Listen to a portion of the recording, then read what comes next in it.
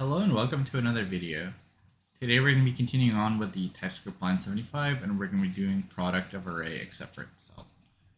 So you're given an integer array nums and you want to return an array answer such that answer I is equal to the product of all the elements of nums except for nums I.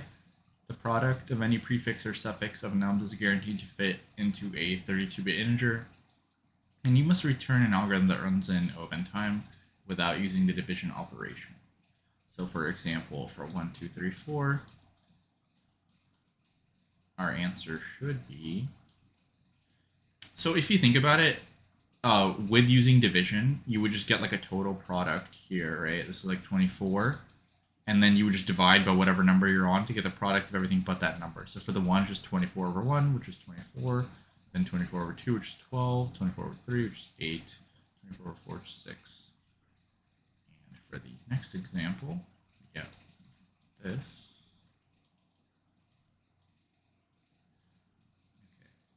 Okay. And so the product here is 0. So, but there's like kind of a trick where the product is 0, but if you take the product without including the 0, you would get 9. And so for the 0, you are going to have a product, because for -1, it would be the product of all of this, which would be 0. For 1, it would be all of this, which would be 0. For 0, it would be everything except for the 0, so you'd get the 9. And for the -3, it would have a 0, so 0, 0. So essentially, the product of all the numbers except for itself can be thought of in another way. So let's kind of like look at this. Let's say we have just some random numbers like 2, 4, -5, 9, 7, or something. So the product of all of the numbers or all of the numbers in an array except for a number, like let's say we just take this number here. You can get the whole product and divide it by the number, but like they showed, there are some issues with that, right? For example, if there's a 0, you can't just like multiply everything and then divide by the number you have, because if there's a 0, it's not going to work. Like for this case, this wouldn't work, right? If you multiply everything, you get 0 and then divide by 0, which wouldn't work. So let's think of like another way we can get the product instead of just getting the whole thing and dividing by the number. Well, let's say if we want to get the product of everything except for the 5, we could just get the product of the left side and the product of the right side and multiply those together. And that's the same thing, kind of like what I was showing earlier, right? So the product of everything except for -5 here is 9 times 7 times 2 times 4. And you can do that for any number. You can just take whatever number that is, whatever number you're on. It's going to be the product of the left side of the array and the right side, and then you just don't include that number. Well, let's kind of walk through like what that looks like and how we can not do repeated work. So let's say for this, the left side is over here and the right side is over here, right? And now let's actually just like move it to the next number and see what happens. So we have these same numbers, right? So -2, 4, 5. I'm actually going to copy this array so I don't have to like write it a bunch of times. So let's copy this array. And then let's say we're on this number. Well, now the left side is here and the right side is this, right? Now, if we do it again, if we do it again, then the left side is here and the right side is this. And then a few more times. And then we're kind of like look for a pattern. So the left side is now this, the right side is this.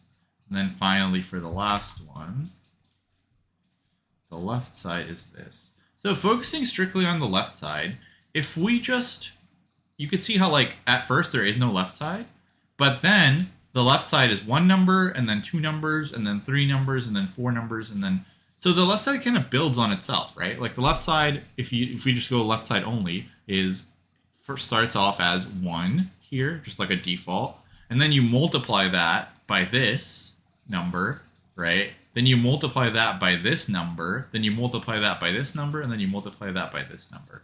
So let's kind of like look at it. So the left side would be 1 here, then it would be -2 here, then it would be -8 here, and then it would be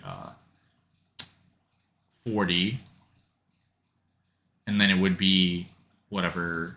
Is that correct? I think so. Yeah, 40, and then times 9 is 360. So you can see how, like, you don't have to do this repeated work. We can just, for every index, store what is its left side, and then we can just build onto that, right? So, for example, for this index, the left side would be 1. For this index, it would be -2, -8, and so on, right? So if we can just build an array of what's the left product of like that index, and we could do the same thing for the right. So instead of left, we're going to go left to right, and right we can literally do the same thing, except we can just go the other way, right? So we can start over here and we could build upon it this way, and that would totally work, right?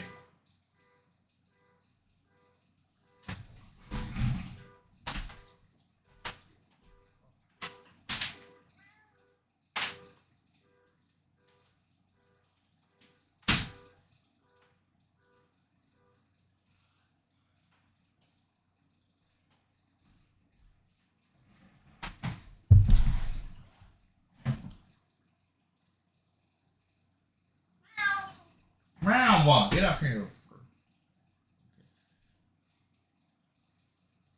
So by building these products for the left side, like for every index, we can just say like, what's the left side product? And then we can similarly go the other way and get the right side product and build on it, right?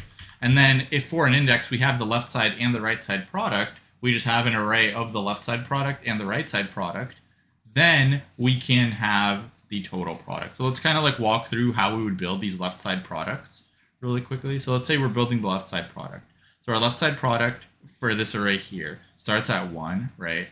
So for -2, our product will just be 1. Now for 4, it's going to be our previous product times the value that's to the left of it. So it's going to be 1 times -2, so it'd be -2. And then for -5, it'll be our previous product times the value to the left of that. So that's going to be -8, right?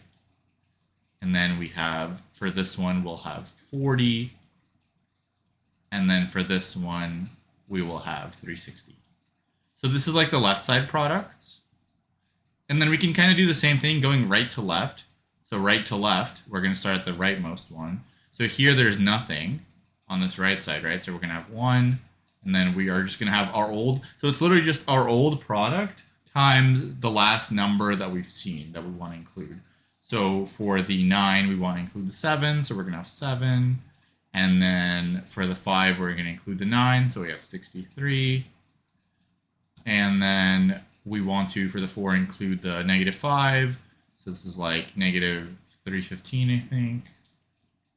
And then finally for the 2, we want to include the 4, so that's going to be -1260. And then for any number, if you want to get the product of every number except for itself, you would just take the left product times the right product, right? They're available. You just build this left product array and this right product array. And so we're going to be doing this, but we're going to do this in place, and I'll kind of show you how to do that. But that's pretty much it. Like, you literally just get the left side product and the right side product, and you don't want to do repeated work, so you're just going to build on you're going to go left to right for the left and right to left for the right. So you can just build upon your previous answer. So you don't have to, like, recalculate every time. And that should be an oven solution, right? Because essentially we're going left to right, which is oven, right to left, which is oven, and then for every number, we're just going to build up its product by taking its left and right in ov one time. Okay. So, like I said, we are going to actually build this in place. So we're actually going to build the result, and we're just going to have a number array, and it's going to be a new array, and we're going to initialize every value to 1. And this is a good strategy to do when you're doing products, when you're multiplying, just default things to 1, because 1 times a product will just give you that product. So instead of like for sums, you want to default to 0, but for product, you want to default to 1, because that way when you multiply it by it, it'll give you the same thing. Because if you default to 0, you'll have 0 times your product, which will give you 0. So you definitely do not want that. So we're going to initialize our result, and then we are going to go, we're going to actually build the right first.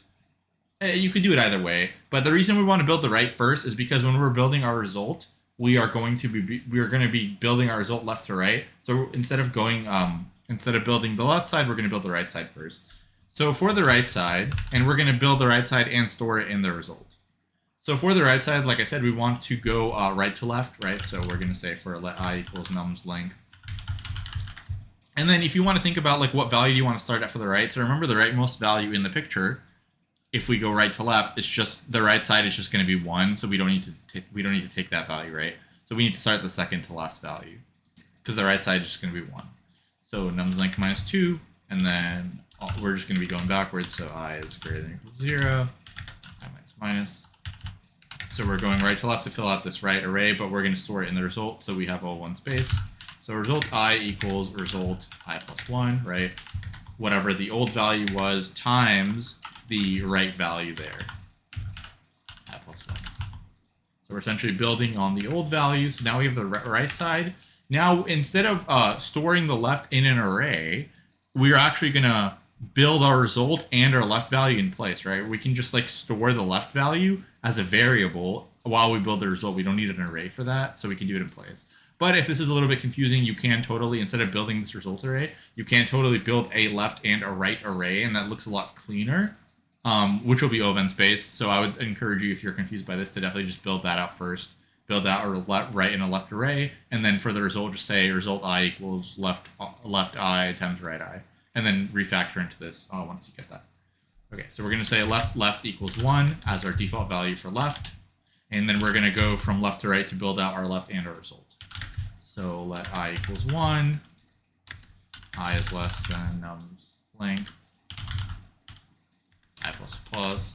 And the reason we are, so let's fix this length.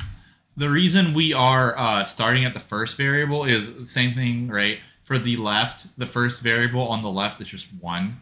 Like for this, the left product is just 1 because there's nothing there.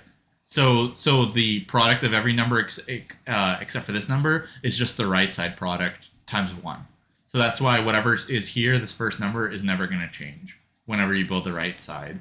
Like our result will just be the first number will just be the right side at index 0 because it'll be the right side times 1. Okay. So we're gonna now get our new left value. So our left is going to be the old left value times nums I minus 1, kind of literally the same way as we did the right, right? So this is how we calculated our, so this result is technically the right value. So to get the right value of I, we got the value to the right, and then we got nums I plus 1. So similarly, it's the same thing. The old left value is basically this right here, except this would be I minus 1 times nums I minus 1. So literally the same exact thing. And then once we get that left value, now we can actually get our result value. So remember, our result value right now has the value of the right for that index. So if this is supposed to be left I times right I, well, left I is the current left value. And then right I, since we're doing this in place, is res I. So this is the same thing. Like this is what we saved it as. Yeah. So now we can simplify that as well to make it res I times equals left, right? And then we can just return. So you can do one of these in place, and then the other one you can just write into the results array and then write over it, and that's how you have a one solution. But like I said, if you want to have 2 arrays for left and right, if that's easier, definitely this is a lot harder to read, but this is just like more space optimized. I would definitely start with a easier solution of just getting the left array and the right array and just multiplying them together to make the result array. And then like figuring out like, okay, I can actually store this in one variable instead of an array. Okay. But you can't store both of them in a variable because either they're like you're building them up by going the other way, right? So you can't do that. So you could build one of them up in an array. It doesn't matter which one. And then the other one you can build up in a variable. We can submit here. And you can see it's, as usual, all over the place. Reasonable solution. I don't know how it's I don't know how you have better space than this, but it is what it is. So I guess we can talk about like the time and space for this one. So for the time, essentially what we're doing is we're looping. So this is going to be our right to left loop, and this is our left to right loop. So that's O of n, right? We're just looping like each of these 4 loops is O of n, and we just have a few of them. So that's O of n. Building that array is also O of n. Yeah. And then for the space, so because they say like the output does not count as extra space for space complexity analysis. So we are building our result and we're just storing everything in result.